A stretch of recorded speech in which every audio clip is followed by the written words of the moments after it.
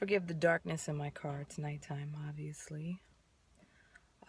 So, I wanted to take some time on this video and speak on my personal issue with what is considered black enough and what's considered white. Because we only have this discrepancy in the black community. Um, so, I've been thinking about my hair a lot only because I've been going through some things with it. Um, I do have some health issues going on, I think are tied to my thyroid or my autoimmune system. So my hair, goes through these changes where it's brittle, it breaks off. It's been breaking off a whole lot, and it's been extremely frustrating for me. And I don't have a problem cutting my hair off, but this time around I wanted to grow it. I've had my hair short for the last couple years, and it's just been a nightmare trying to grow my hair because I have to keep cutting it off. So anyway, that made me think of hair, and that made me think of, being black enough and trying to be white. And I'll explain. So my while growing up, my hair was always like super long, like down to my butt long, nice and thick and wavy, whatever. But growing up, I that was never the focus for me. I mean, it was hair. Um, it was everybody else's focus though. And not even everybody else. It was black people's focus. Let's just be real. It was black people's focus, and I got picked on a lot. I got taunted, attempted, bullied. Bullying was attempted, but they were really cowards. They would just talk a lot and wouldn't really mean it. Um, and boys would bully me, and girls would bully me slash taunt me. So girls would say things like, and they wouldn't know me from a can of paint. So they would say things like, "Oh, she thinks she better than us," and they would like flip their whatever hair they had around.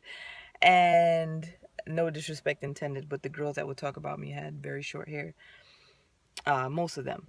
And they would like attempt to flick it around like I was, I guess, white or whatever, what they thought white people did, white girls did. And oh, she thinks she better than us, she got white girl hair, she too good to talk to us, she talked like a white girl. It was just the most ignorant, this is the most ignorant things I've ever heard in my life. But at that age, in elementary and middle school, I didn't know what that meant. Like, I'm just like, oh, they don't like me, and I didn't know why.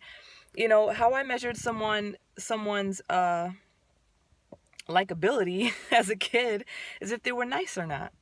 That was my determining factor. If someone was nice to me, I was always a nice person, but I would just be their friend. Like, it was just that simple to me. But I guess other people had different ideas of what they look at as far as being cool with somebody. So I wreaked a lot of havoc from black girls. And I never really put it together until I got older, and people just really, really focused on my hair. Like, they would always think that I'm Spanish, Dominican in particular, or Puerto Rican and black. Newsflash, you guys are black. But or people will come up to me and start speaking Spanish or whatever the case. People always thought I was Spanish, but anytime somebody would ask me what I am, it would drive me crazy. But they would ask me what I am, and I would say black. And back then, like, I wasn't so much aware of my heritage as far as being Jamaican and Guyanese. Like, I really didn't have that awareness yet until I was much, much, much older. But I still never factored that in as far as why my hair was the way it was. Like, that wasn't even a thing for me. Like, when was that I was just like, how did this become a thing? Like, I didn't get it. And that just remained to be the focal point in my life growing up, and even in my teenage years and into my early 20s. People would just focus on hair, the texture of it and the length of it. Whenever I go to a black salon and I ask for a trim, they never wanted to trim it, and I'm like, you have to trim the dead ends, like it's dead hair. They never wanted to cut my hair, and I'm just like, what is happening? Like, what is this thing? And I realized that when people say that you talk white, which is using proper English. So you're disrespecting yourself and your race and your culture by saying that. It's ignorant. White girl hair, I guess having a European or what they consider a European standard of beauty or being white is better.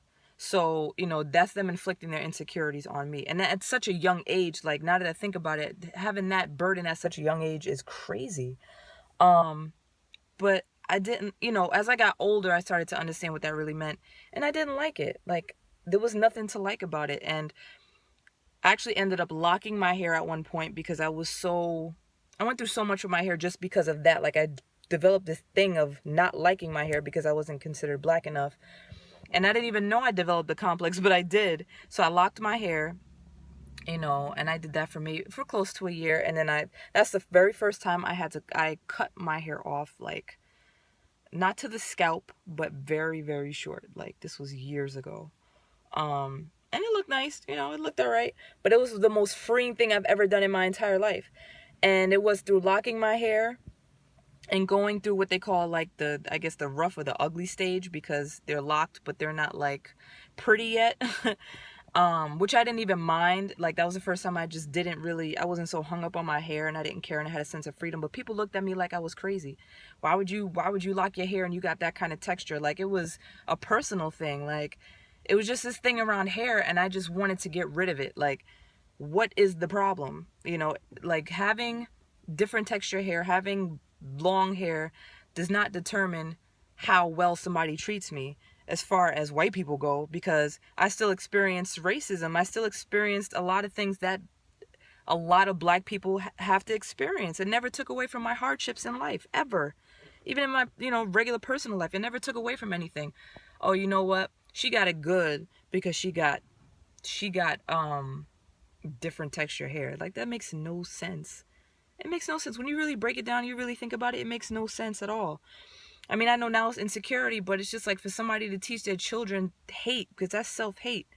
You know what I'm saying? Like, for anybody to teach their children that's crazy to me. It's just like, I think it's something that's embedded. I don't know if it's purposefully taught, but it's something that's embedded. But we really have to do better and be conscious enough of those ignorant stereotypes and stop putting ourselves in a box and disrespecting ourselves. And it's crazy to me. Like, I pray to God that I don't pass any of that stuff down to my children. Any complexes or anything like that, as far as what being black is. Being black is, you're a person first. I mean, we don't necessarily get treated that way by all people, but we are people first, And I just wish and I know it's from years and years of psychological damage, but there's the ability to change that, to reverse that, to try to understand what loving yourself really is. Like, and I've spoken about this in other videos, but it starts with it on an individual basis. When you understand what self-love is for yourself, then you will stress the importance of that to your children and helping them define what that is for them, because it doesn't look the same for everybody else. It just doesn't. What works for me is not going to work for you, but there's some sort of blueprint as far as finding out, knowing to find out what self-love is for you so you can be your best self. Doesn't mean anybody has identical ideas of what self-love is, but just knowing that there is a process that you have to figure out for yourself as far as what works best for you to be your best self, to be your best God self.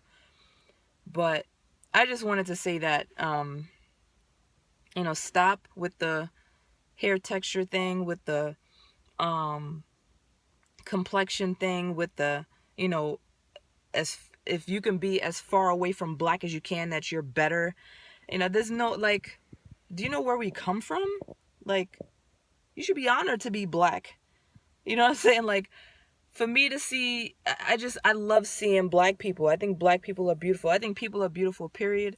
I think women are beautiful, period. But to see black people, there's such an array, such a variation of how we look, how we are, our level of genius, creativity, us being innovative, us being survivors, us being strong. Like, who does not want to be black? I mean, look at look at everybody that's trying to, you know, be like us. And it's not a bad thing, but love who you are, love who we are as a collective. But first find out what love is for you on an individual basis. I think that comes through finding God and seeing yourself as God sees you, with all of what you are and who you are. um but yeah, I just wanted to touch on that and just say that that's really ignorant. And people are people. Like, we got to do better, yo. That's pretty much it.